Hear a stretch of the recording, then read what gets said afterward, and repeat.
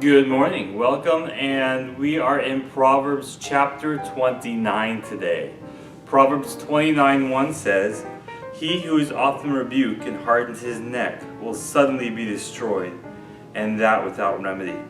So if someone is always telling you, "Hey, stop doing the bad stuff, stop doing the bad stuff," and you don't listen, you just keep hardening your neck, you just keep being stubborn about it, then you will be destroyed. It will come upon you. It will seem sudden to you, but everybody else will see, "Oh, I saw this coming a long time ago." The classic example of this is Pharaoh in the day of Moses. Moses told them, "Hey, let my people go," and they did the 10 plagues, and Pharaoh did it. He hardened his heart. He stiffened his neck.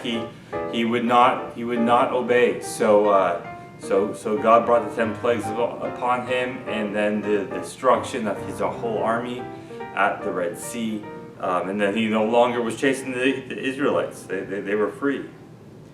Verse 2 says, "When the righteous are in authority, the people rejoice, but when the wicked man rules, the people groan."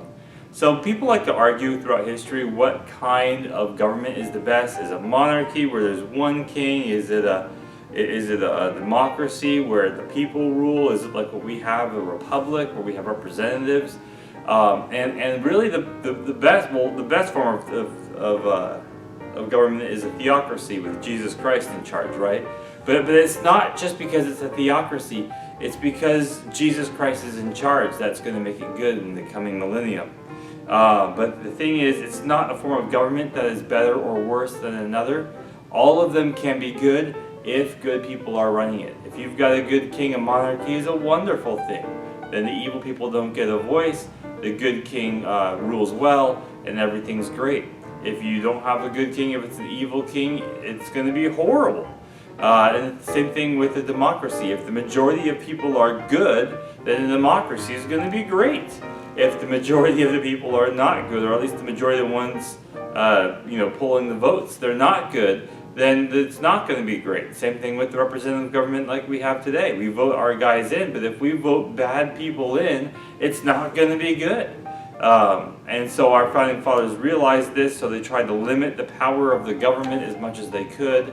And then ever since then, they've been trying to gather more power in the government. Not the founding fathers, but the people in government have been trying to gather more power, because that's what people do.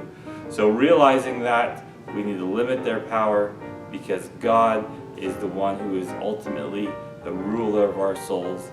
And it'd be great if he was the ruler of our country too. I know that's not here as it is now, but in the millennium, when after the tribulation, when he does reign and rule for 1,000 years, we're going to see how he does it, and it's going to be perfect. Verse 3 says, "Whoever loves wisdom makes his father rejoice, but the companion of harlots wastes his wealth."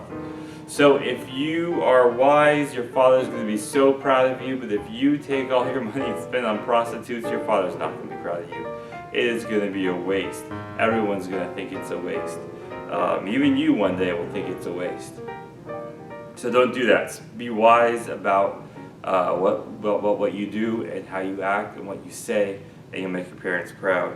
Verse 4 says, "The king establishes the land by justice, but he who receives bribes overthrows it." So if the king is a good king, it will be a just land. If the king is a deceitful king, a corrupt king, the land's going to be overthrown. It's going to be given away to other people. And we've seen that throughout history. Be a good king of whatever your kingdom is.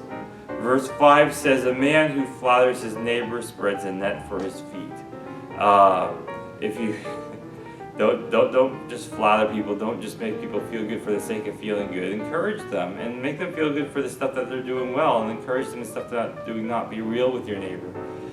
Don't just be a flatterer.